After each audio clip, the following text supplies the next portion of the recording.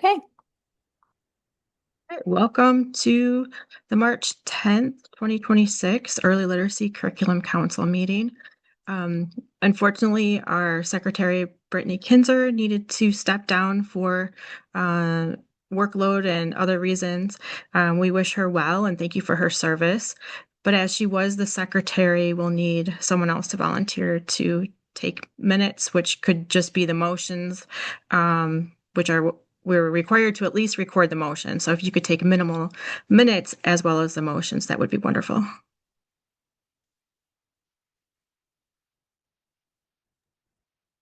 Katie, I can do that. Can you share a Google file instead of a PDF with me? Yeah, that would be great. I'll do that. Thanks. And then when I send you that, uh, our names are at the top for attendance. You could just use that. Thank you, Megan.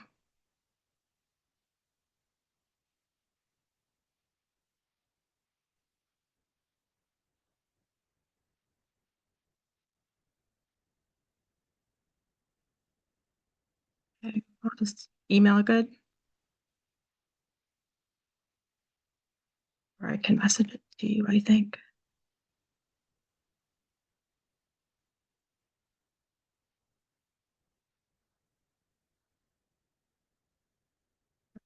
Put it in the chat directly to you, Megan. And I can also email.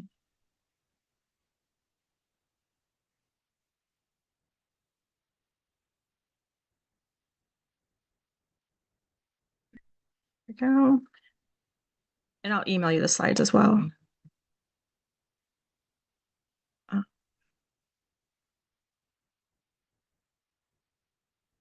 okay.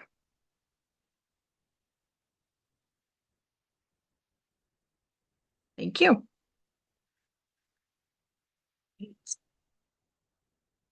me bring up my slides again. Right. I will share screen. Thank you. After all these years of doing things on Zoom, it still takes me a while to do things sometimes. So here's our agenda for the evening. But we will take attendance first. So Megan, when you have that. Yep, I've got it up. Ready. Katie Kashabuski. Present. Brittany Kinzer is not present. I'm here. Katie Grundle. He is here. She was driving. She's here though. Okay. Yep, I can see her. Okay. Tom Knutson. Here. And Delinda Mahoney. Here. DPI staff. Barb Novak. Laura Adams. Thank you. And here's the agenda for today's meeting. Do we have a motion to approve the agenda? I'll move to approve the agenda. Do we have a second? I'll second it, Delinda. All right. All those in favor of approving the agenda, say yes and type yes. All those in favor, say no and type no. Yes. Yes. Yes. All right. That's everybody. 5 yeses. The approval of the minutes we will do at the next meeting, as we were going to refer back to the video, which is now missing. So we will get the minutes for next time. And we're already on to DPI updates with Dr. Barb Novak.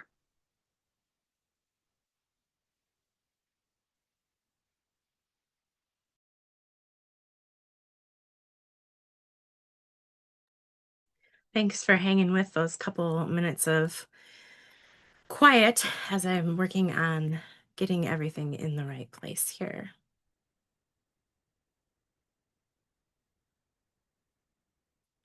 Okay. A reminder of what you all as council members are gathered to do and what public observers can expect to hear and see in the business of the council. It's really in that creation of what is currently an annual curriculum list. I don't have a ton of updates today. I do want to mention screening. The spring screening window opens March 16th, which was a week from yesterday. A screening has to be complete no later than the 45th day, calendar day, before the end of the school year. And we do know that the beginning of the window overlaps with the forward window and the dynamic learning maps window, which impacts students in third grade. Diagnostic assessment reimbursement will be available the application will be available beginning in early April. If you purchase a diagnostic assessment from the list approved by the department, you are eligible for reimbursement for the cost of the assessment. We can't reimburse for administration costs. We can't reimburse for intervention programs that might be packaged with the assessment. We can reimburse for the price of the assessment per child for the number of children that it was required for Act 20 purposes. We did not have to prorate that last year. We were able to reimburse everybody at 100%, and we think that will be the case again this year. We are in the process of amending our contract with Pearson so that we have a 1-year extension until June 30 of 2027. We have the option of another 1-year extension until June 30 of 2028, but that's 2 separate processes as it allows us to make other amendments to the contract based on service and based on need. I want to talk a little bit about the curriculum reimbursement process and how that can work, how we think it will work. So the department's current plan is to open the application for reimbursement when the list is approved by the Joint Committee on Finance. So the council gives DPI the list. DPI has up to 30 days to review the list. DPI gives the list to the Joint Committee on Finance. They have up to 14 working days. It does say working days in the statute to schedule a hearing. If they don't schedule a hearing, the list is considered approved. Once that list is official, we'll be ready to post the application for reimbursement. From what I can estimate, the latest that would be is June 9th. That's if the council takes like 4 days to get us the list. If we were to take our full 30 days to review it, which I don't anticipate us needing, and if the Joint Committee on Finance were to take their full 14 days, that puts us around June 9th. I think that's a conservative estimate, but as soon as that list is official, we open the window.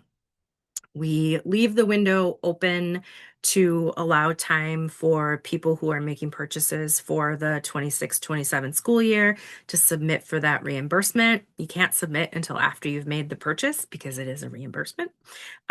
So we leave adequate time for that to happen, and we'll be verifying the claims, and then payments will be issued as soon as all of the claims are validated. Now, I think this next part is really important, especially for the council members that are moving forward into the next list cycle, which would be the creation of the 2027 list. We have the money to provide up to 50% reimbursement for purchases from the list, and the money has to be dispersed by June 30th of 2027. It takes time on the department's end to actually push those payments out. So we would want to open the application as soon as that 2027 list is available, and we really need to close it in April, late April at the earliest, in order to be able to prepare everything for payment by June 30th. If the council for 2027 if the council doesn't create a list in 2027 until April, we wouldn't have time to issue any additional reimbursements for the 2027 list. I just want to be transparent about those logistics as you're thinking about what is next for you as a council. I also want to point out that I think this year was a pretty exceptional year. Many of the submissions from as you know, many of the submissions from the original list were revised. And so it was a very heavy load this year.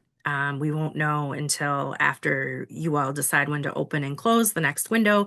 We don't really have any way of knowing exactly how many it will be to review, but I feel like you should have that information as you go into making decisions. I'm going to just pause there in case there's any questions about that timeline. When you say April, is it like, because I think our meeting is April 17th? I don't Next know. year. Oh, next year. Yep. Sorry. Next year. Okay, Yeah, never mind. I'm thinking Never ahead to mind. next year. We are unlikely to get the payments for the 26 list. We are unlikely to get those out before the end of the fiscal year, which is June 30th. But that doesn't mean they're not coming. It just means they're coming in the next fiscal year. Your bookkeepers, we can figure out how to best communicate that with them and to them. So we're thinking ahead a year. Thanks, Barb. And Early for literacy. Yeah, go ahead. Sorry. I was just to say, for the newer people on the council, and Megan can probably attest to this, the first year was quite a heavy load as well. And then the second year, Megan, did we have 3, maybe 4 programs we reviewed? That was definitely a lighter year. And then again, this year was a heavier year. So I anticipate there would be fewer submissions next year as well. Publishers aren't updating their curriculum every year. I think that makes sense. I think that's logical.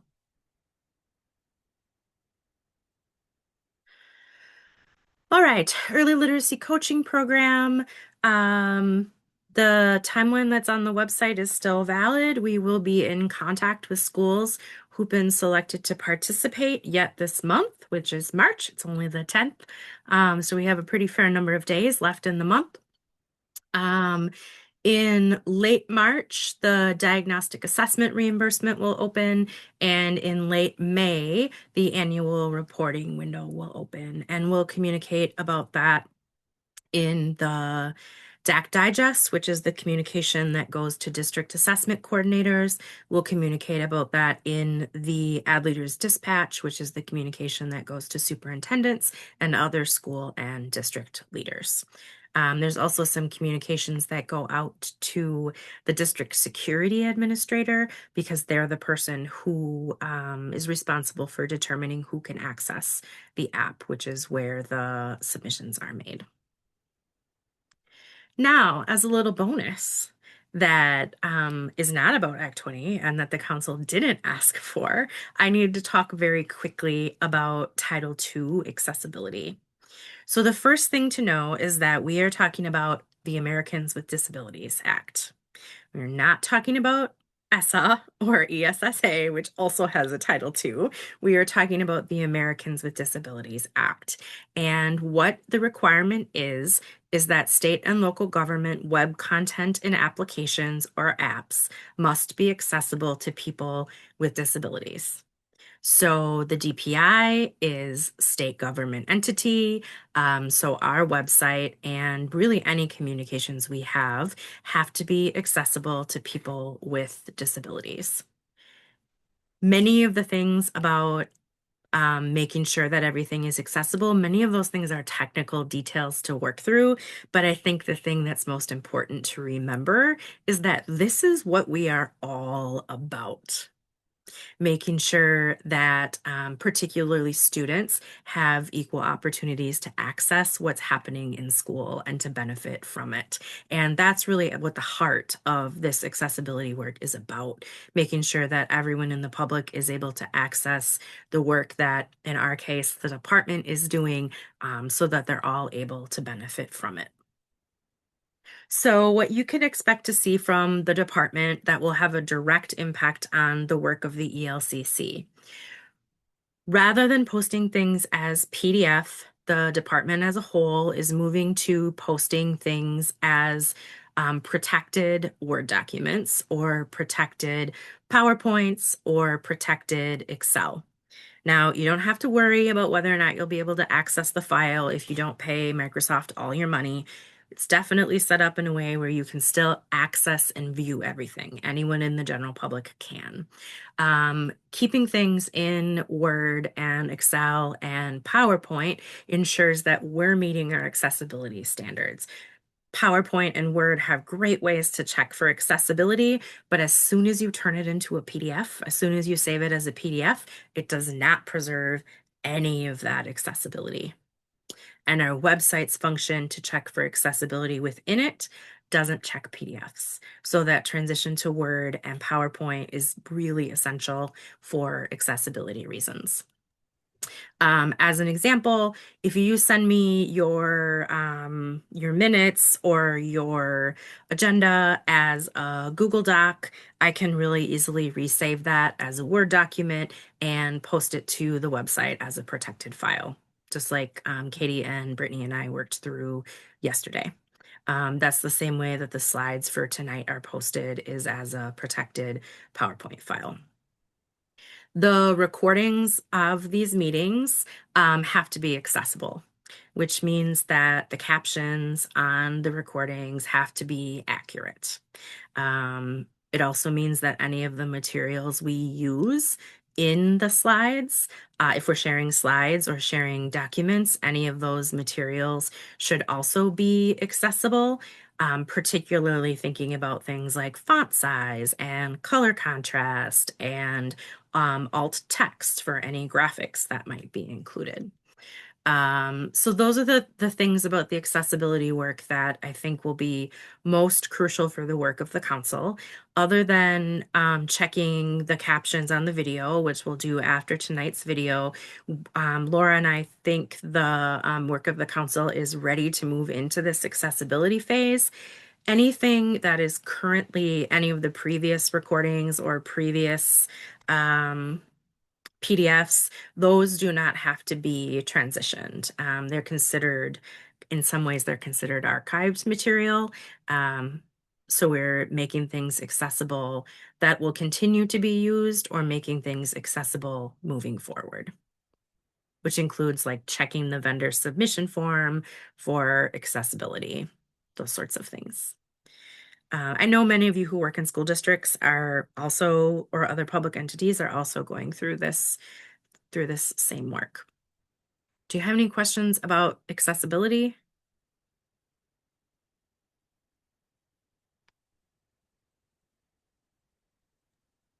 This is really just because the federal government imposed a very specific deadline for April by when everything on a public-facing website or documents or resources need to be fully accessible, including accessible to screen readers. That's that piece about the screen readers is why it's so important that we begin posting Word documents or accessible PowerPoints versus PDFs. Because when a screen reader looks at a PDF, it says, this is a document, and it can't read the actual information that's on there. There is a sliding scale, like a sliding due date based on the size of your organization. So if you work in a school and you haven't heard about this yet, it might just be because it's not 34 days away for you or 44 days away. As always, you have my contact information. If you email early.reading, surprise, that's also still me. So you have a couple of different ways to find me, and you can also reach out via phone anytime.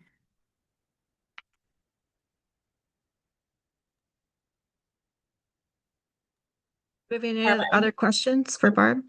I just have a very quick question, and I know it doesn't necessarily relate to the business of the council, so I apologize. But can you give me, Barb, since you're on, like a quick overview of the 45 days as it relates to the spring testing window?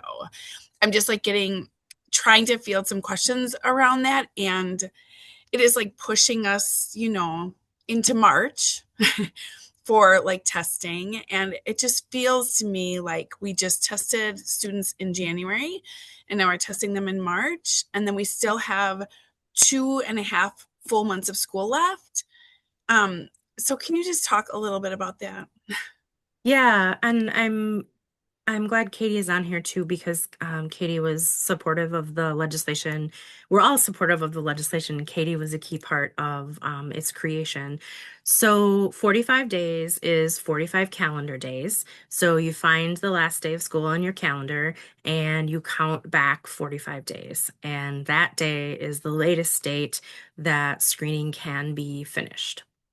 One of the reasons for that is that it allows 45 calendar days, most of which are school days, to do diagnostic assessment and to, most importantly, offer a personal reading plan for those kiddos who might not have already had a personal reading plan at another point during the school year. It also gives adequate time to communicate with families about how they can support their child over the summer, what opportunities the school or district might have over the summer to support their child, and it builds in that time for planning for transition into the next school year. We have absolutely heard the difficulties with the overlap with the forward window. I know that forward only impacts kids in third grade, but it's many of the same staff. Both things in some places are all hands on board, all hands on deck. So we know that folks, it's difficult to test during the forward window.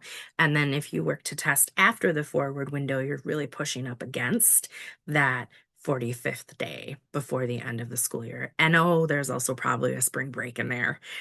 So whether it's your forward window or whether it's your screener window, that's another thing that's happening at that same time of year. Thank you. Yeah. Katie, did you want to add anything to that? I was just thinking about, yeah, there's the timing with the forward, but I believe there was also the timing of when the publisher had opened that last screening window as well. Is that part of? Well, so statute doesn't have any requirements for the exact dates of the mid-year window. So in Wisconsin, we recommend that you test between December 1 and January 31. If you push towards the end of that mid-year window, you are likely to have to assess kids pretty close together. Ames Web Plus, their norms for spring begin at the same time for all of their customers, and this year that's March 16th.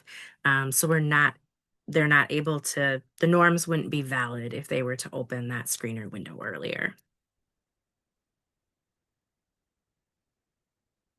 But I think mostly what I'm hearing from schools is that they would like to be able to test just a little bit later, not in the last week of school when there isn't time to do anything about it or to communicate with families, but to have a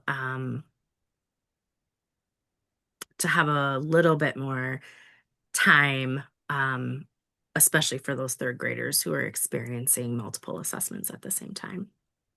And honestly, I think most schools are probably approaching like taking a school-wide systems approach to this, and they're assessing all students with Ames, right? Like I think that's pretty common, not just for Act 20, but because if you're looking at your system, then you would want to be using a similar measure. So I think it ends up affecting, it's not just through the third grade, it's through, fifth grade or whatever grade.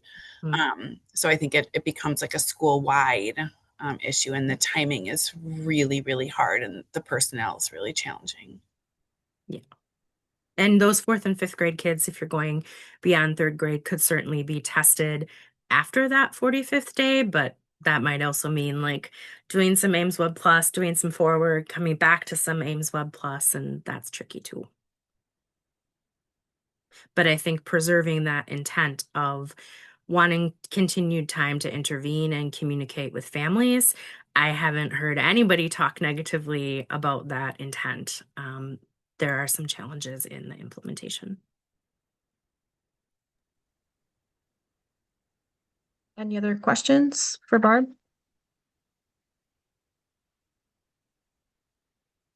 Okay, let me bring up my screen again.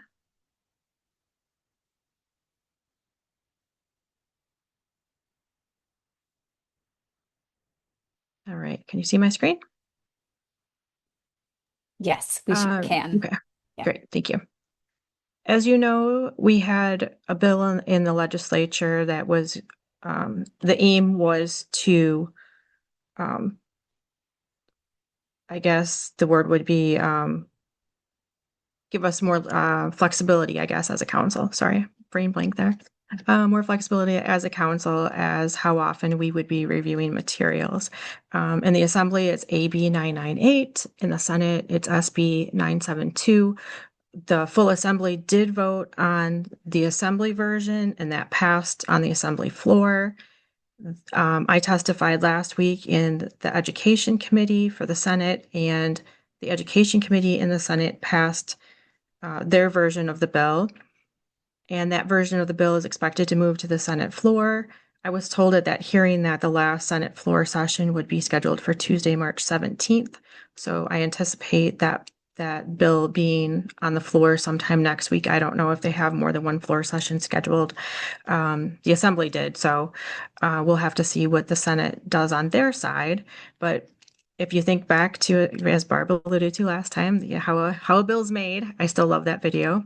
It needs to pass in both the Assembly and the Senate, and then it goes to the governor, where the governor can sign or veto the bill. So we're at that point where it'll move through the Senate floor, and I anticipate it being passed. So then it will be in the governor's hands, and I hope that he signs the bill. Do you have any questions on that?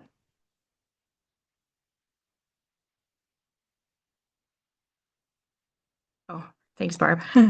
Barb said she left the update to me. Thanks. Seeing none, we'll move on. Next, we have discussion of benchmark. Katie, are you in a spot where you can still discuss? It looks like, yeah, you can. Thank you for being with us. I know I'll it's a be home crazy in day. about I'll be home in about 15 minutes, so I'll be able to get on the Okay, computer thank then. you so much. Thank you so Yeah, much no for worries. joining us. So as far as benchmark advance, I'll ask the same questions that I did for the other programs. Do we have any concerns about 3Qing or MSV in this program?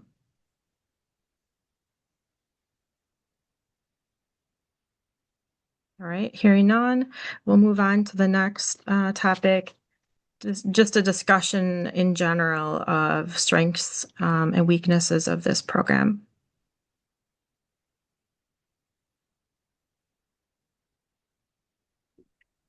I found interesting when I was looking at the kinder um, early literacy skills that they started introducing them in order compared Oh, to the like when you're in alphabet. first grade that it was like MPS. So I found that interesting that they go in that order instead of um, the MPS, like that.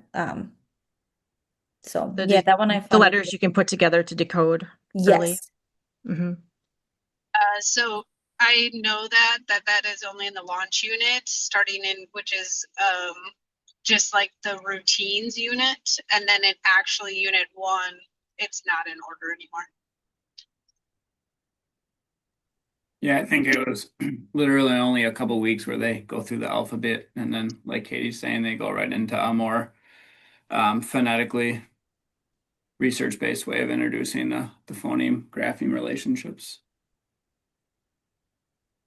Yeah, I noticed that. Like I said, it was just interesting to see that's how it started, and then they switch. Related to the phonics scope and sequence, one thing that I noticed if I was looking at it right, but I'm not confident that I was looking at it right, it seems like in kindergarten, they spend like an entire week on a letter. So once they get into their scope and sequence, which is that typical MA, scope and sequence, they spend an entire week on one letter. and then they move on the next week to another letter. And it basically, in kindergarten, if I was looking at it right, takes them the entire year to get through versus doing multiple letters in a week and then doing multiple cycles. So it's just something I noticed. I mean, I gave the phonics a 3. I didn't think it was a big enough issue to not warrant a 3, but I'm not sure that that's ideal. And I'm not sure if did anyone else notice that or have a concern with that.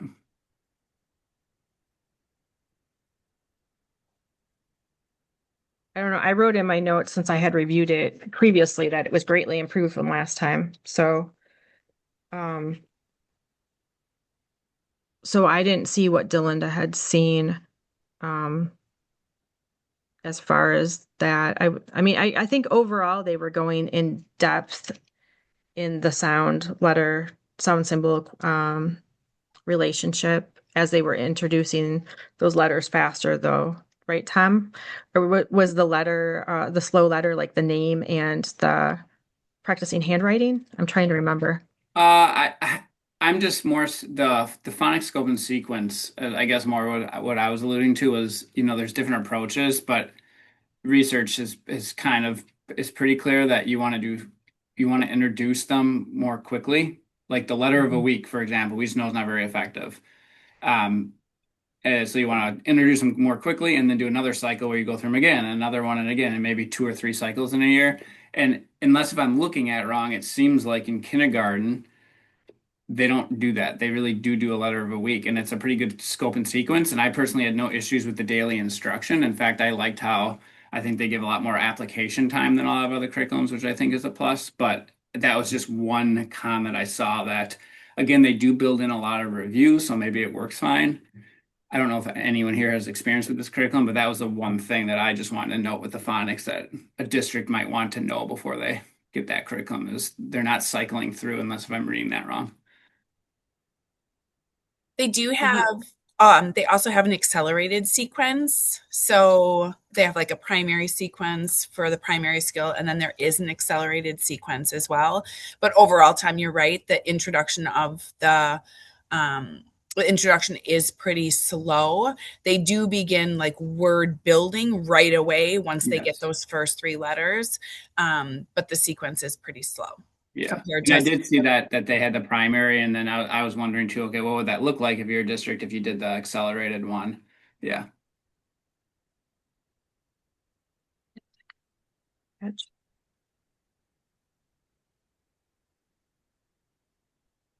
Should we look at the scores and then we can bring up any other discussion?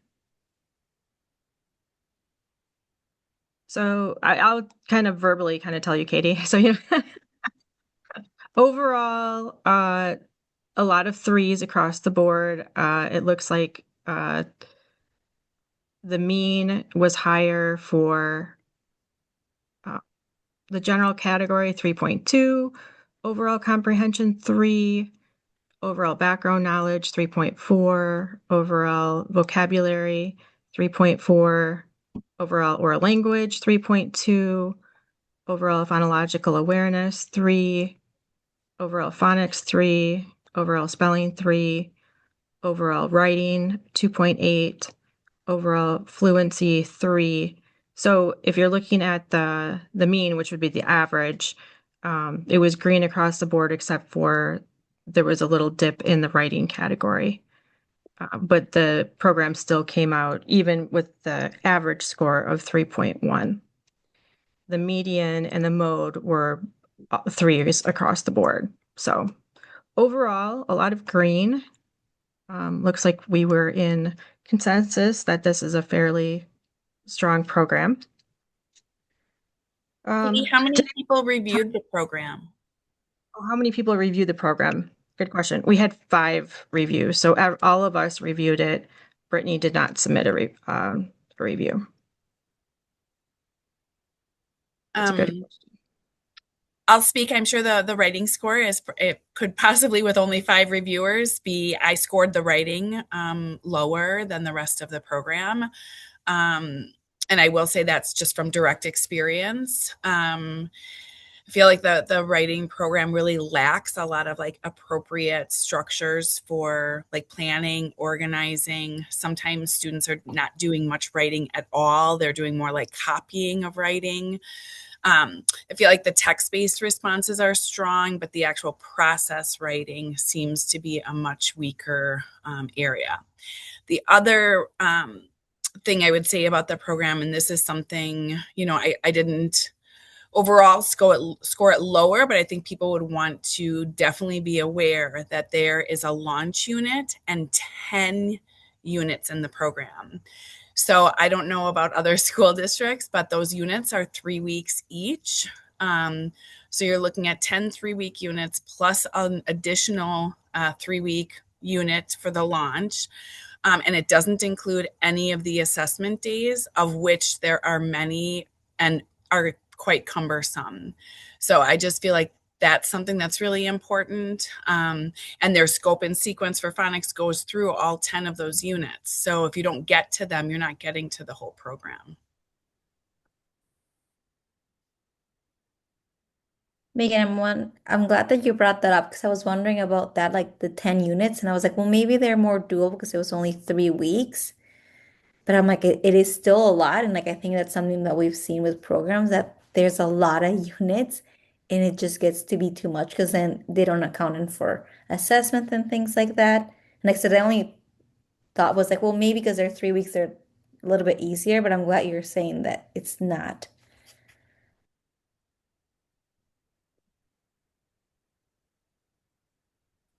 I definitely know in my commentary on my form reference that I thought it was pretty bloated, but that seems to be a theme of pretty much all the ones, kind of what Delinda was saying. I personally work with this one pretty closely with some consulting I do with area districts and with my pre-service teachers. And I feel like most of the districts I know using this program are using it softly. So it's like their main resource, but they do a lot of modifying. And one of the reasons being that they can't possibly get through everything that's in it in a calendar year.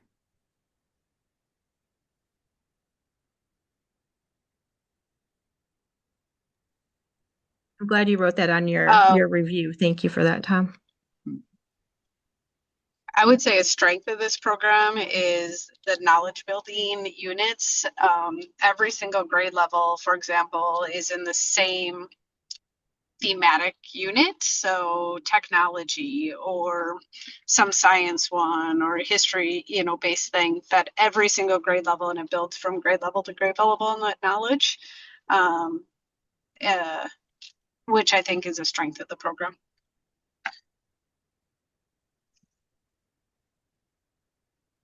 They seem to have a nice 50-50 split of fiction and nonfiction as well. Fiction and nonfiction. Yep.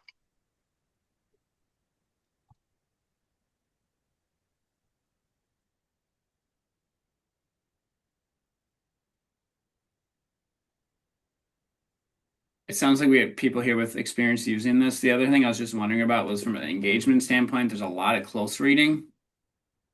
Day one, read of the text. Day two, it seems like that's kind of the way every week goes. Does anyone notice any engagement issues with students when you're doing that same routine every week, or does that work pretty well? I think this is where, Tom, like it comes down to, the benchmark or any of the curriculum is the what, and the teacher becomes the how. And so I think, yes, there are engagement issues when we're not thinking enough about like the how to keep kids engaged. But overall, I do think the predictability of the instructional program is a strength. And from unit to unit and day to day, there is a lot of predictability. But I think there's definitely a lot of, okay, this is the what, and the teachers really have to think about ways to make that more meaningful and engaging for students. Mm-hmm.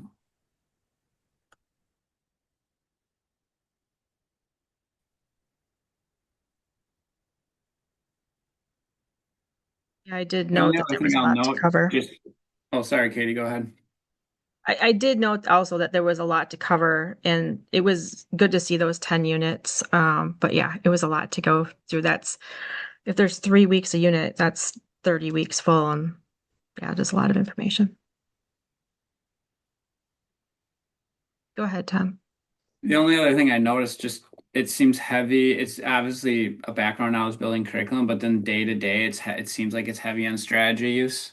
A lot of think alouds, a lot of modeling different types of strategies. Like I think one strategy I noticed in a couple different grade levels that came up time and time again was trying to model a strategy out loud of what details are important, what details are not important. So again, it takes more of that approach, whereas some other curriculums we've looked at are more of a questioning approach. Not that this didn't have questioning in it, but that's just to me, unless if I was looking at that wrong, it did seem to be more of a strategy instruction approach on the day to day. One of the things that they had improved from last time was that they had added handwriting instruction and the decodable text. So those were a good addition to the program. I did note that it's a 90-minute block. Is that pretty typical for ELA blocks, or is that quite a long block? I'm assuming you'd have to kind of break it up a little bit. I would say that's very typical. Yeah, that's pretty typical. And I think that's really hard in the lower grades. Like when I'm looking at a lot of the programs that we've seen, like right away they're very heavy, and like I get it, they're high expectations, but when I think about like kindergartners, like that can be a lot. Um, so I feel like that's like you have to break those apart because otherwise it's just way too much and you can't have the kids in one spot. But I think like I said, it's something I'm seeing with a lot of the programs.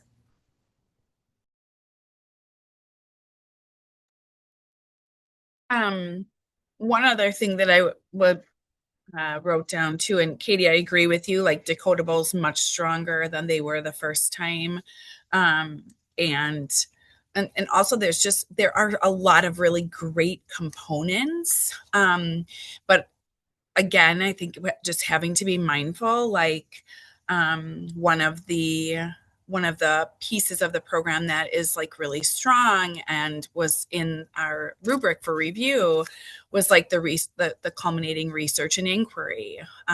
That's not part of any lesson. Those are not part of your. It's not part of your unit. It's like in addition to.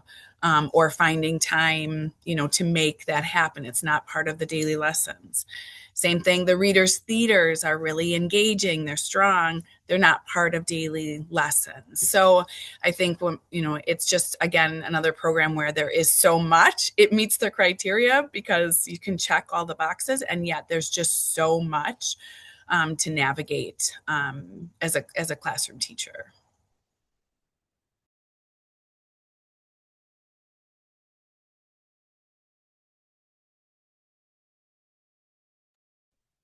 Do we have any other thoughts? I think, Katie, you're home now, so if you have any, hopefully you're able to see the numbers on the screen.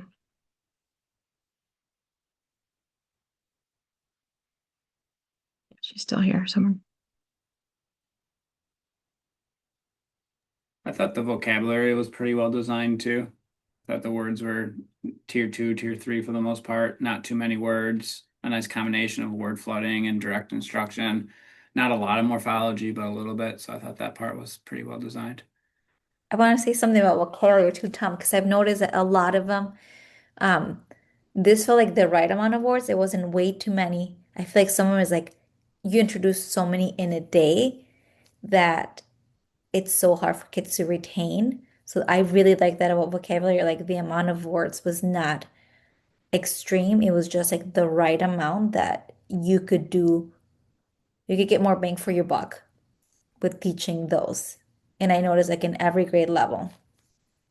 Yeah, 100%. And they were able to do that nice routine where child-friendly definition, relatable sentence, and then the kids got to use it because they weren't doing so many. Sometimes I feel like I see in these programs there's 7 words before the read aloud, and it's just quick definitions, as if kids are going to remember that.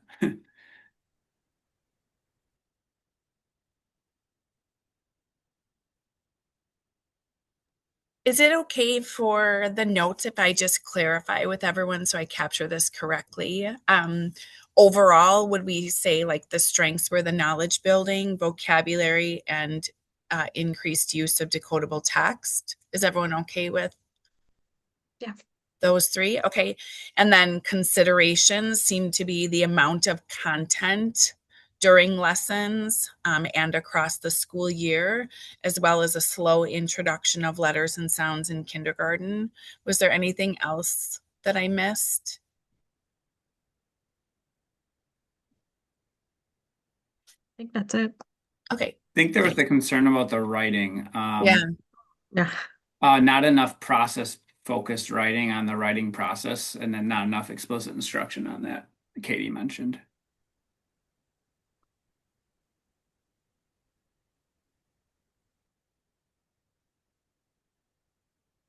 Thank you.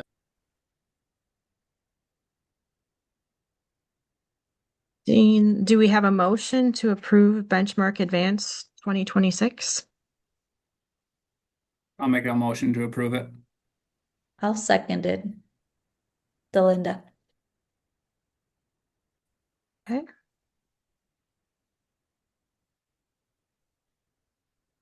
Any other discussion?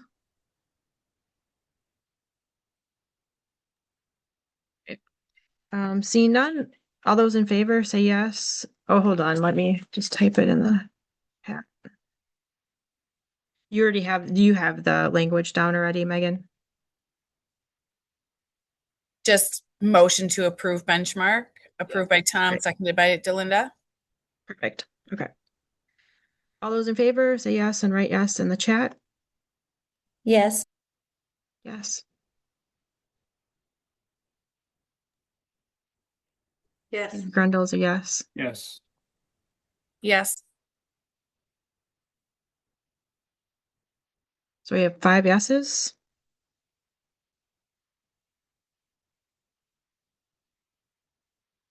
Benchmark Advance.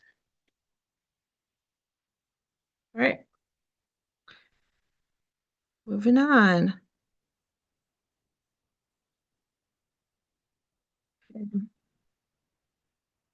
Center for Collaborative Research, being a reader, being a writer, and SIPs.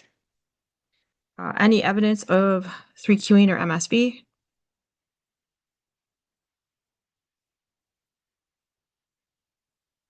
Seeing none, discuss strengths and weaknesses of this program.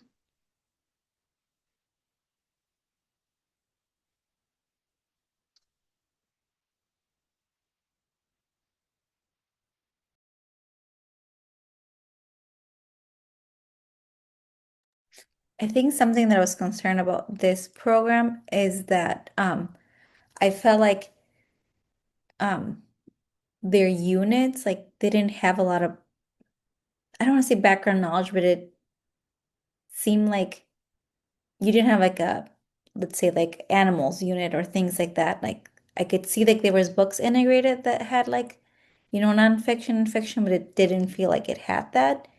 And I feel like when you're looking at a program like that, then you also then have to make sure that how do you address those science standards, how do you address those social studies standards? So then you still have to add on to something to your curriculum. So that was like a little bit of concern. And I felt like too that when you look like being a reader, being a writer, you have two different things. Sometimes when they're not all together, it can become a lot. And that's just from experience from other programs. When you have just different components in different places, they can just be a bit too much.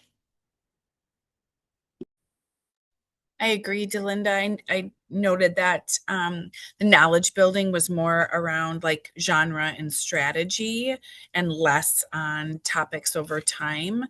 And I'm glad you brought that up about science and social studies because I wasn't even thinking that. But they recommend 35 to 55 minutes of whole group instruction and 40 to 60 minutes of small group instruction in reading. That doesn't include writing. So not only are you not building knowledge about topics over time, but you're not leaving much other time in the day to do anything else with those recommended instructional minutes.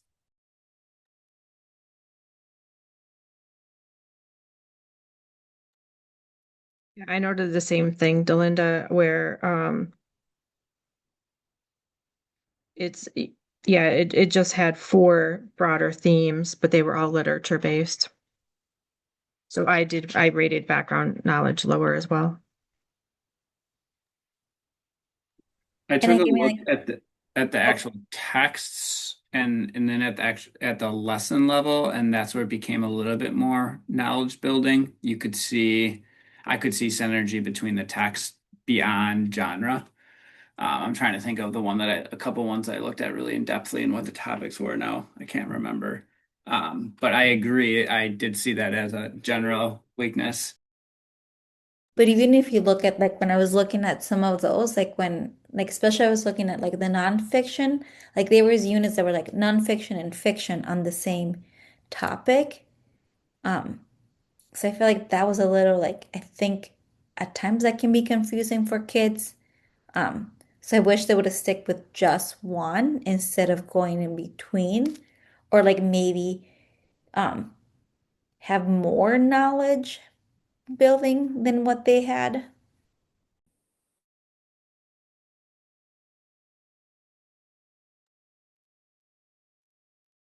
I had written down there's too much focus on independent reading.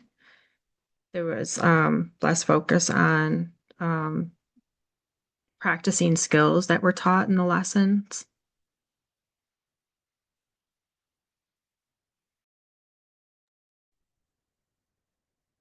I didn't notice that so much, but that just might be a different view on that, depending on, what the district needs to with their demographic, their body of students. Kind of back to the background knowledge, strength, which is related obviously to background knowledge. I thought the vocabulary piece was very interesting in the program. They had their own strand of vocabulary, which would build background knowledge, and that was all text-based. So I thought that helped in the area of background knowledge. Um, Katie, to your point about the independent reading, I mean, part of that is because someone had already mentioned, um, I think it was Megan, that this would just take so much time, all of these different programs. And so there's a lot of independent time because the block would be really long. If my math is right, like I'll just take first grade, we'll take 30 minutes at least for phonics for the SIPs, and then 40 minutes for being a writer, and then almost 2 hours, like an hour 45 for the reading. And so a district would have to know that because there'd be no way to do this program without that amount of time. But there are districts who decide if their, literacy scores are really poor that they want to devote that much time to ELA, well, then this type of curriculum maybe would work for them. But again, I thought that the independent time, Katie, was a lot, but if you put the percentage of the total time, I think is actually pretty similar to other programs. Thank you for that perspective, Tom.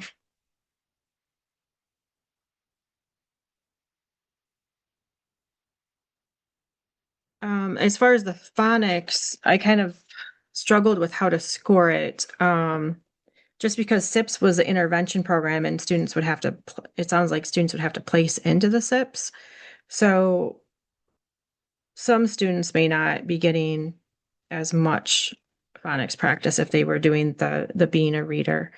And then the spelling patterns in the being a reader program didn't match the SIPS program. So the student could be getting two, like one thing in whole group and another thing in small group potentially. And then being a reader really uses using a leveled reader. While SIPS uses more of a decodable reader. At least that was what I found.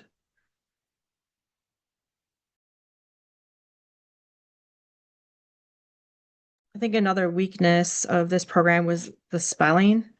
Um, so their guided spelling was on days 1 and 2, the student will spell two decodable words, and on day 3, they write a sentence.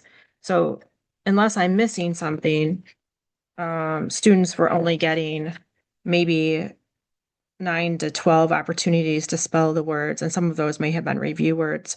Like for example, I wrote down set 5, week 1, For day one, the spelling words were next, until, and head. So there's three. And then day two, there were three words, barn, stir, and read. And then day three was a sentence, is he inside? So that's a total of 9 words practiced throughout the entire week, that is not much at all for practicing spelling, encoding, and decoding.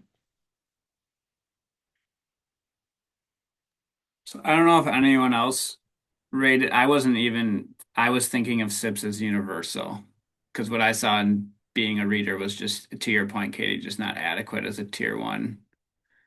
So I was thinking that SIPs would be used as phonics, and then the word work that was in being a reader was, I guess, just a little extra if you did it at all. Did anyone else rate? So my phonics scores are all about SIPs. They're not about being the reader.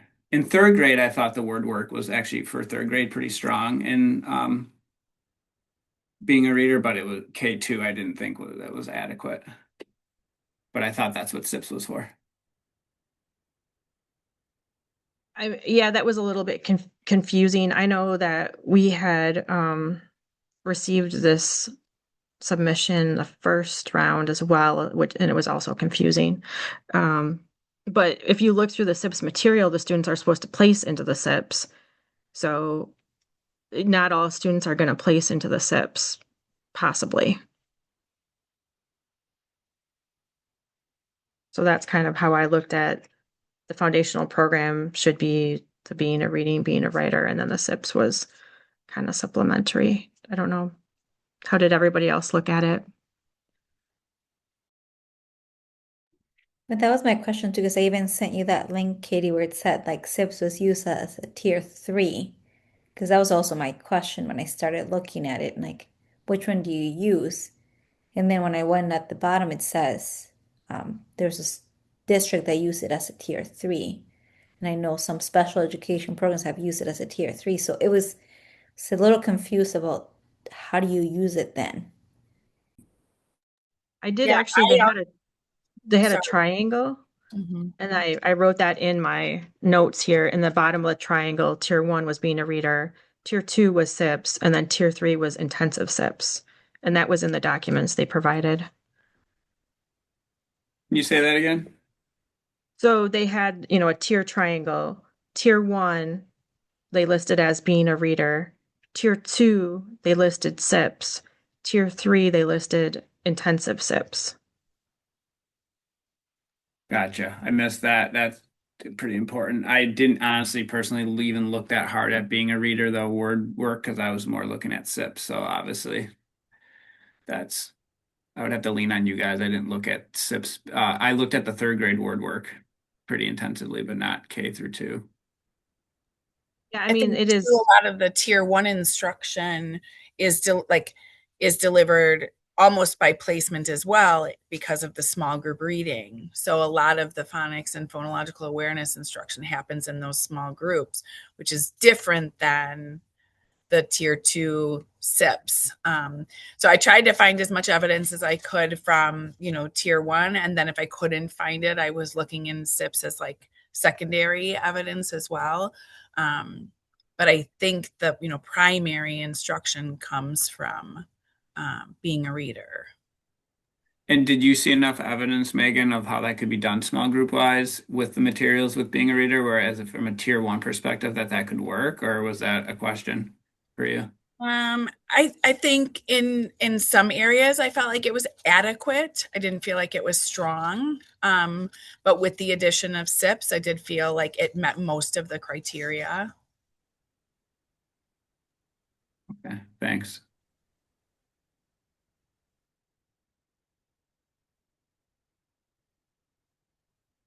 Since she's there, I don't know. Do you have anything to add, Katie Grundle?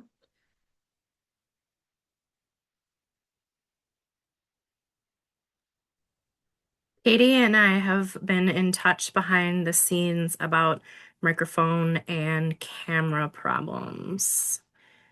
Katie, are you able to chat us? Yeah, if she has any questions, she can throw them in the chat, or if she has anything she wants to add. And I'll keep working with Laura on the tech, Katie I Grundle. will I will say a strength that I thought being a writer was actually the stronger of the two. I really appreciated how authentic the text was in being a writer, and it seemed pretty skillful how the program used model sentences and mentor text to teach writing, which is something I think has been kind of lacking in some other programs. Just much more like engaging and authentic for student writing. So that was a strength that I noticed. Okay, I can't get my camera to work, but I can at least talk now and chat now. So Yay! Welcome, Yes. Katie. But I've heard the whole discussion, so that is great. I will second the idea of SIPs. I wondered how that would fit into the being a writer blocks. I was thinking like trying to put my teacher hat on and structural hat and thinking, well, if you don't have you could do it during a win time, but then is that all kids, or do you do it as like part of a rotation, small group rotation, and you have multiple SIP groups that are happening in a, in a section, while that like silent reading time is kind of happening. So I was trying to think of an instructional how that would fit in the block. My guess and my concern is with the SIPs, it's not a full-on universal phonics instruction to everybody at the same time, right? Like all kids are guaranteed to have experience and learning opportunities in X, right? Y, Z, whatever it is. And that it would be based on your placement test, which creates great differentiation, but doesn't necessarily ensure universal tier one instruction on that specific skill.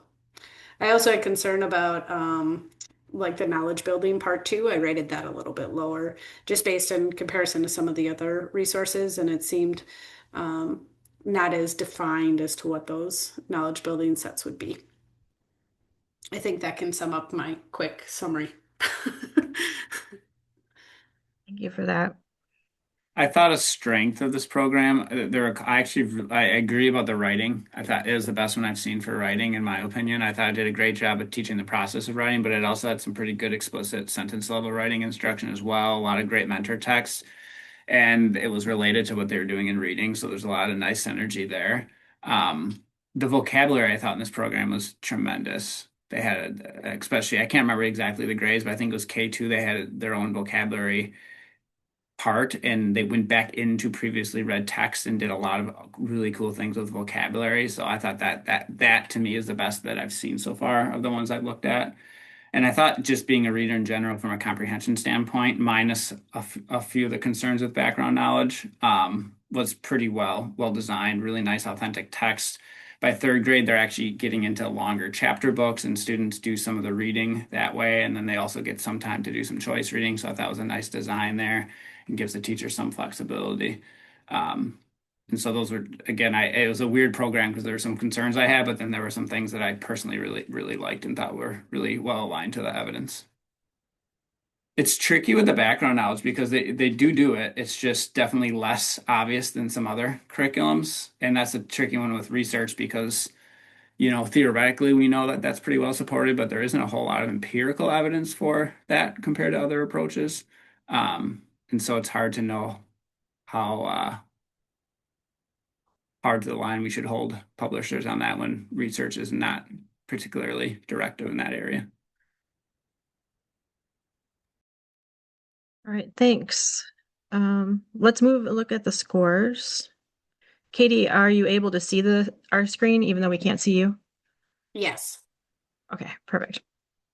So the scores kind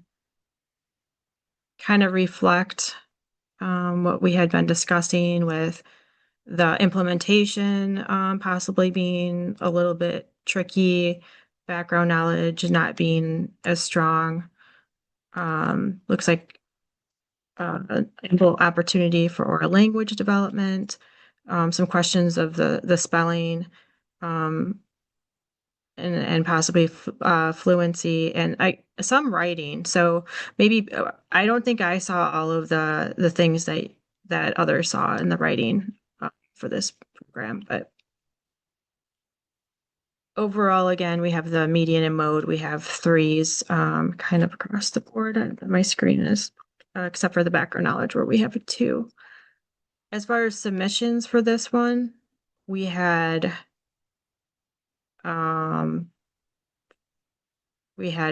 six.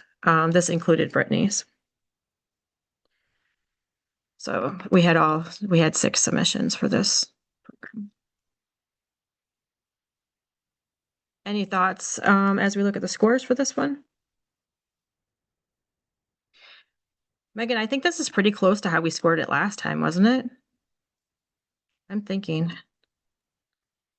I don't know that I wrote down the overall score in my own personal notes. I think we scored it a 2.56 in 23-24. So we scored it higher. We scored, yeah, it was low in background knowledge. The strongest area was oral language last time. Okay, yeah. Similar trends. Right. Did you have anything else to add, Katie? I was just gonna say, I mean, they did add SIPs into this, so it was probably why the phonics was a little bit higher than it was. It's just whether it's universal or not.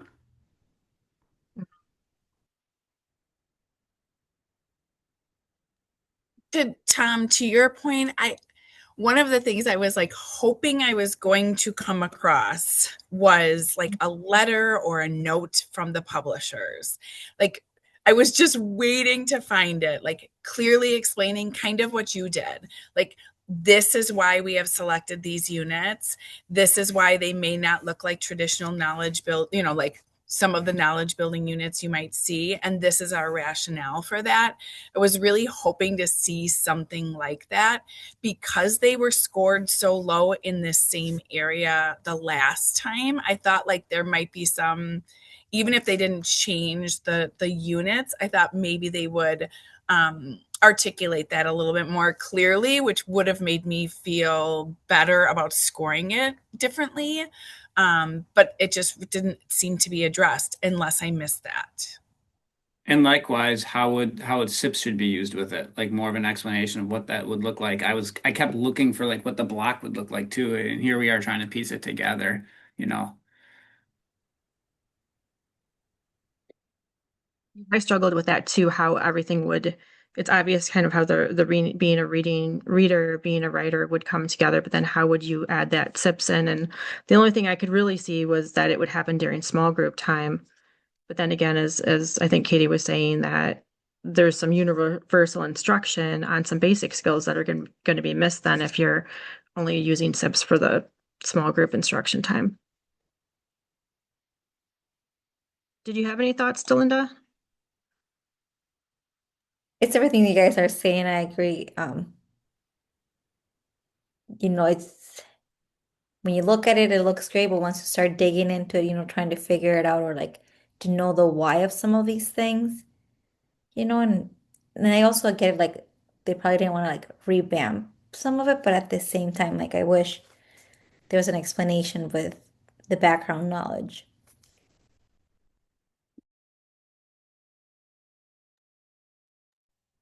Do we have any other discussion on this program? Katie and Megan, did the being a writer, being a reader change at all, or was it the exact same program that was submitted before, but with SIPs? Do you know? Yes, being a writer, I don't think being a reader changed. I think that's still the second edition, and being a writer was updated to the third edition, is my understanding. Okay, thank you. The new edition was released in 2024 after we reviewed.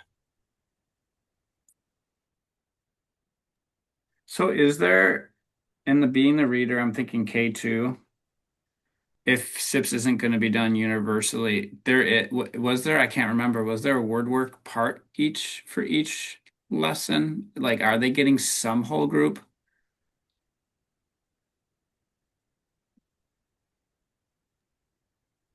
I feel like they're getting some whole group, and they're definitely getting small. I mean, it's structured so that phonics and phonological awareness is delivered tier 1, but in small groups.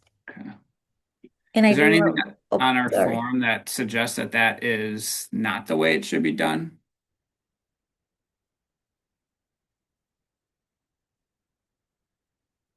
Because I think I'm with all of you. I mean, I question that just from an implementation standpoint. But then again, I mean, theoretically, yes, it could be pulled off and it could actually be pulled off quite well. I think it comes with the possibility of it not being pulled off well at all. But that's hard for us as a committee to make that decision for districts, right?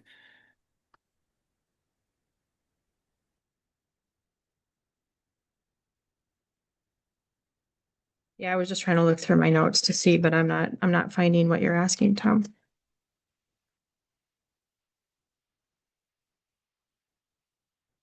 I think my big hang up last time was that it's kind of focused on a leveled reader and only the decodables are being used in SIPs.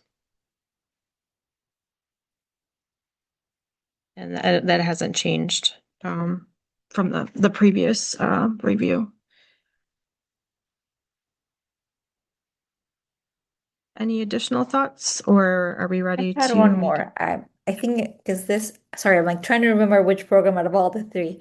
Um, I did because this was a program that talked about small groups, right? They had like a specific small group part, and I like that because I feel like sometimes when you are trying to get your small groups, like some programs, you can't just go back and reteach the lessons because they don't land well for a small group. So I did like that there was something for teachers to use for small groups that it's not just kind of like figure it out. They did have those assessments for the small groups that were fairly short. Those were nice. Can somebody with more of like a math mind explain maybe the significance of some of the scores? So I guess I'm looking and if I look at the mean, I would err on the side of like this doesn't seem like a program that we would approve, right? We have multiple categories that are not meeting. But then if I look at the median and mode, it's just background knowledge. And to Tom's point, is that, should that it definitely is on our rubric, but should it be something that disqualifies a program from being considered by a district? So I don't know, Katie or someone, like how significant are those scores, and are they, if it looks like, is that just could be one person's scores that is causing those areas to be so low, or is it more significant than that? When you know that there's six people, right? Like that 2.33, that's more than two, more than one person. Um, so, and then you have to remember that that final category all the way on the right hand side, that's going to be an average of an average for the mean. And then for the median, it's a median and then a median of the 10 categories, right? So those threes over there in those last column, that's because everything else is three except the background knowledge. Does that make sense? Yes, it does. Yeah, so that's why those end up being three. It's because each of those categories are weighted quote unquote equally. Mm-hmm. Okay, thanks. So I guess there's no priority weighting on any of it, like if you find that I'm going to just throw out the overall general just because it's first in the column. That's the most important thing. If that was the most important thing, then theoretically it should have a like weighted score to it, right? And so that each column wasn't weighted equally. So you kind of have to think about it like, what is the most important thing of all of these columns?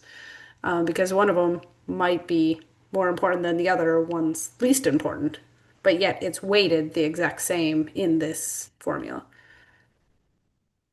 Does Can you that help? remind us, is the overall general people's just overall feelings of it all together?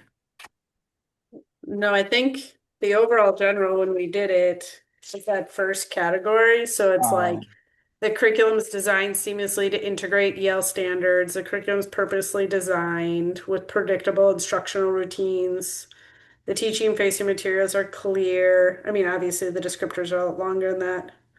Professional learning is part of it.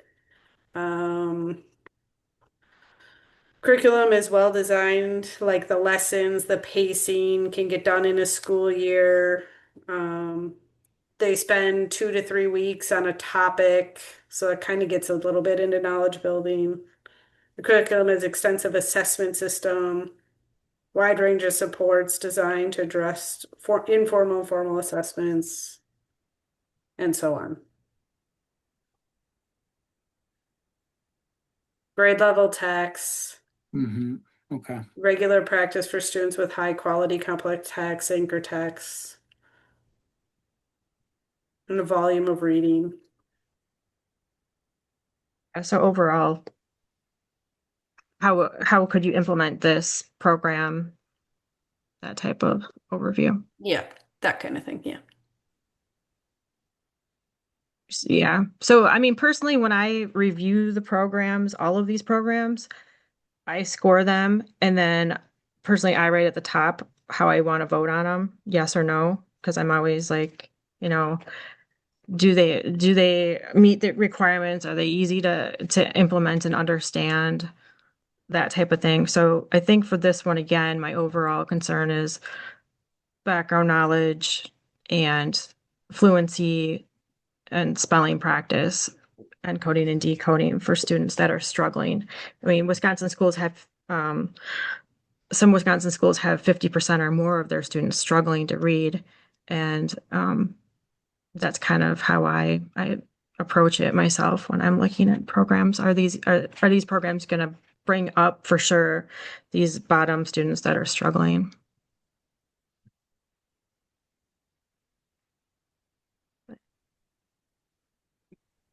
And then something I'm glad you said that, Katie. The other thing is like background knowledge.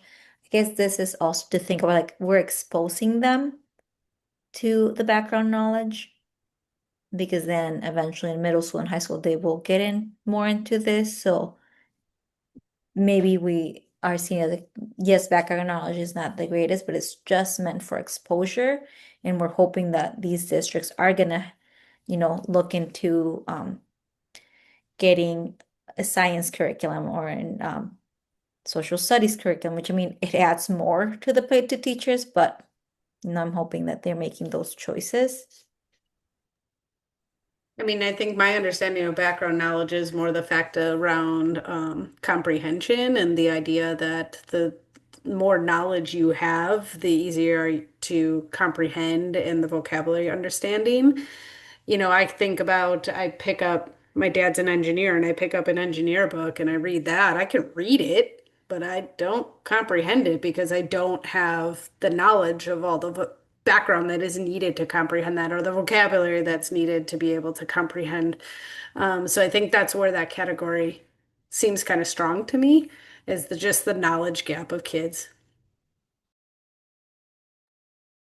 I mean, you probably have all heard of the baseball study where they tested people that knew what baseball was, how baseball was played, all of those things, and then they did comprehension test. And the people that actually knew how to play baseball or what baseball was, general things about baseball, they scored better than people who had never, they didn't know how baseball was played or, that type of thing. So, um, yeah, so I think background knowledge is quite important and just in my practice tutoring dyslexic students, um, it's fairly easy, not easy, but it's easier to remediate decoding skills once they haven't been able to get that background knowledge. It's so many years of learning different things that it's really hard to bring them back up to where they should be for the background knowledge. Just because it's something that you're exposed to over time and you pick up all of these things um, as you're going through your elementary years, things that you may not have been exposed to otherwise. I think where I'm struggling a bit with this is we have overall comprehension is pretty high, and then background knowledge, as we're discussing, is one predictor of that. So is vocabulary. So is obviously fluency and phonics. Um, so that I'm having a hard time squaring that we rated comprehension actually above 3 as the mean but then what we're saying is a really critical part of comprehension, pretty low.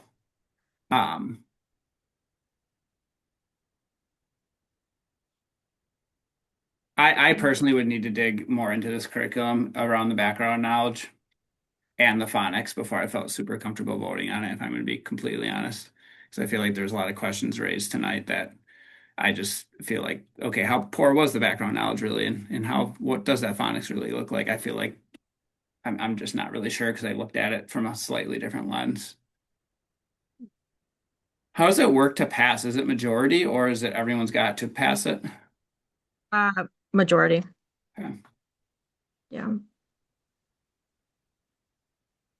And yeah, in the past, we haven't, once it's been scored and we've talked about it, we haven't gone back and looked at components in the past. So, sorry, Tom. No, that's okay. I think it's just important everyone kind of says what's on their mind, and then we just vote, right? And let the numbers be what they are. I'm very comfortable with that. Um, I don't put as much into the background knowledge maybe as other people. Just my understanding of the literature is that background knowledge is definitely important. I don't put it above I would put vocabulary above that, and I found that component to be extremely strong in this program and a part of background knowledge. And we don't have it here, but strategy instruction also has research, and I think they did a nice job with that. Discussion and like questioning the author type approaches has a lot of great research, and I thought that was extraordinarily strong in this program. So I agreed. I had concerns with the background knowledge, but I don't probably weight it as heavily. Just knowing that if you look at instructional research, those approaches on the whole don't do better.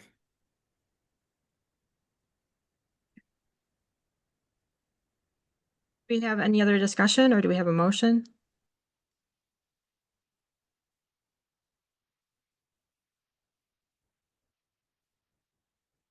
But do we have a motion to approve Center for Collaborative Classroom and SIPs?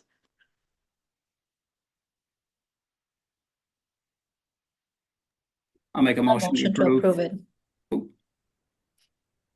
I'll second.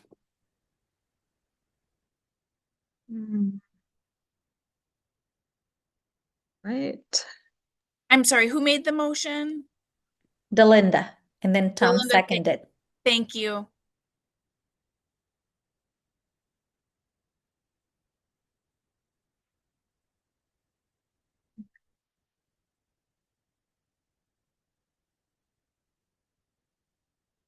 All right. Any other discussion? All those in favor, type yes, say yes.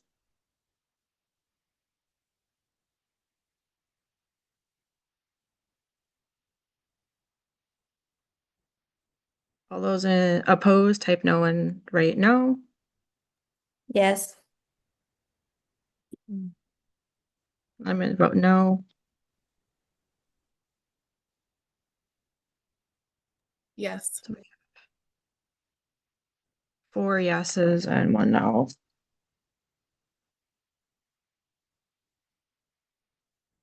Okay. Thank you, everybody. As far as great minds, arts and letters, really great reading and geodes, I have one member that's still working on the review, which we can then discuss in April. So we have 2 more programs to review, and we'll vote on all 3 of them at the final meeting in April.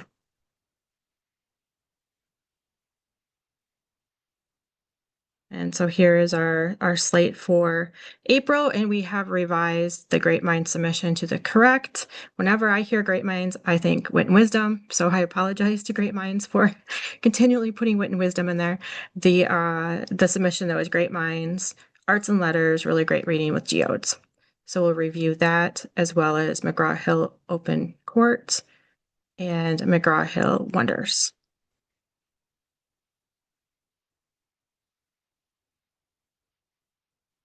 I'll give you a second, Megan, if you're taking some notes. Thank you.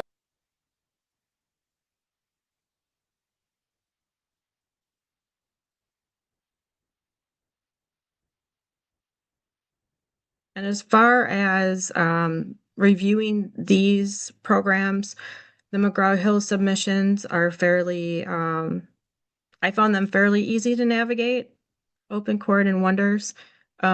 Great Minds took me a little bit longer as the Arts and Letters was a new feature. And this will actually give some of the other reviewers a little bit of additional time. I know that there were some access issues to student and teacher portals. So, but review that first, the Great Minds. Make sure that we get that one completed. If you already completed it, but you had other thoughts and you wanted to go back in and look at Arts and Letters, go ahead because we haven't shared the scores for those for that submission. But then also focus on McGraw-Hill Open Court and McGraw-Hill Wonders. I just want to clarify the access issues have been resolved, correct? I saw the email. I did not log in. Was it who had asked for help with that one? It was if it was just yesterday, it was Brittany, and it was a cookies thing. Oh, So that was Benchmark. oh, okay. But there was an access issue for the teacher. I think it was Letters. Megan. Was it Megan or Delinda for the Arts and Letters? The student Yes, it was portal? for the student and teacher login experience to be able Yep. to see, but I was able with the updated information to get Yep. onto. Great. Thank you. Perfect. You That might, means- I know sometimes it's necessary to review the materials the weekend before the meeting or the day before the meeting or the day of the meeting. If you could maybe check before then, if you're in that situation, if you can check before then so that you make sure you're able to access, that gives us some time to help you get in. Thanks for that too, the extra help. We Happy to. appreciate it.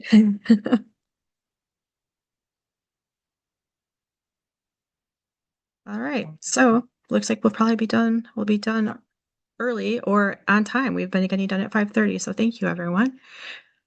So next time, be prepared to speak about these three programs as well as just talking about the update of what we'll be discussing in May. And we should know by then, I would think, about the upcoming legislative bill. So we should know, I would think, by April. Although I don't know how long does the governor have to sign things? Is it 2 weeks? Yeah. That is not covered in how a bill becomes a law. No, it's not. Uh, I'm I not think sure that, if I know the answer to that question, actually. wow, I I'd used have to to do know some it. research. Yeah. I used to know it and then I forgot. So actually, I think what I'm going to do so I can get you the list as soon as possible, Barb and Laura, is I'll probably just type up the letter to send to you and then we can plug in the other approved programs and I can probably get it to you right away that day and that'll cut a couple of days off of your Love time. that. And like I said, I don't foresee a reason why we would need 30 days. Yeah. Well, and if I don't know, is there anything JFC can do if can they make it go faster? Is there anything they can do on their end? I think if they have the option to schedule a hearing. If a hearing's not scheduled, it's approved. I think they would have to consult with their own legal counsel. Perhaps they could notify the department that they're not scheduling a hearing and passively approve the list. But That's what I was I don't wondering. want to speak for them. They would have to consult their own counsel. Yeah, that could be something that could be looked into as well. That could cut a week or two off as well. Yeah, and the folks who submitted for reimbursement of a new edition before it was approved, we do still have all of those submissions, and we'll be ready to pay those as soon as the list is approved.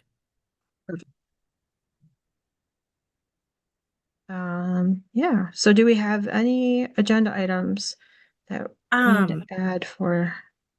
And as a council, do you intend to meet in June? Will some of that depend on what happens with the bill, or we don't have a June meeting date scheduled right now? We do not have a June meeting date scheduled. In the past, June's been kind of crazy. Was June the month we took off or July? In the past, we've taken a month or two off in the summer. Okay. We don't have to do this every year, but last year we opened the submission window. It was really open for just a little longer than the month of May. So I think Oh. that's another thing for the council to consider is Mhm. the department is happy to open the submission portal when the council tells us to. I'll add that to the next agenda when we should open the next submission portal. Thank you for that. Sorry to keep adding to the plate. So Oh, in no, the I don't past, have much on there, so. Barb, for clarity, in the past, the submission window was only open in May? Last year it was open in May. I think the previous years it may have been open into June, Oh, okay. maybe June 15 and then the first year it was like in the fall. Yeah, because it was a different timeline. Mhm, Yeah, it mhm. was crazy. That's true. Is there a plan now we're down to 5 members? What's the plan for that? Or that can be a future agenda item, I suppose. I know where people want to be done, but Yeah, I can quickly say that the department's 3 spots are full. We know that we have one term that is ending on June 30, and we intend to have that position filled in time for a July 1st start date. And we know that the offices of the state legislators who have the authority to appoint people to the vacant positions, they have been notified of the vacancies. They're the ones with the authority to appoint. And at this point, it may not make sense to bring someone brand new into this process at this stage of the game for the remainder of this particular year. I'll also point out that some people have been appointed to finish someone else's term. So you might check the link that's in the chat, see when your term ends, and then be in touch with the office that appointed you if you would be interested in serving a full 3-year term. The way the council's bylaws are set up, when someone resigns, someone else is appointed to fill the remainder of that person's term. So if Katie K were tomorrow to say, peace out, the person who appointed her would be responsible for appointing someone to fill the rest of Katie's term, which ends on June 30th. And then that appointing agency could determine whether that person would stay on for another 3-year term. Tom, you were only appointed 1 year? You were appointed to finish off someone's. yeah, I didn't know that, but that works. That's fine. I'm sure we would love to have you continue, Tom. Man, I didn't realize I was until 27. I was 26. Oh. Well, Exactly. I believe that Tom was appointed to fulfill Joe Garza's open seat. Either that or it was Brittany, and now I don't remember. I think Brittany was we had Carrie Flitz. Yeah, And we correct. had I can picture her face, the principal of Notre Dame in Green Bay. Lovely human whose name I Oh, why can't I'm remember blanking on the too. I can spot. see.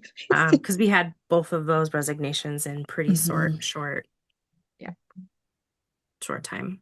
Yeah. Yeah, And and I know it's that even and if it's they're out of session, they can make appointments. So actually, maybe now that the assembly's done, it might be a good time for them to be looking into appointments since they're not in session. So yeah, exactly. All right. Well, do we have a motion to adjourn? A motion to adjourn. A second?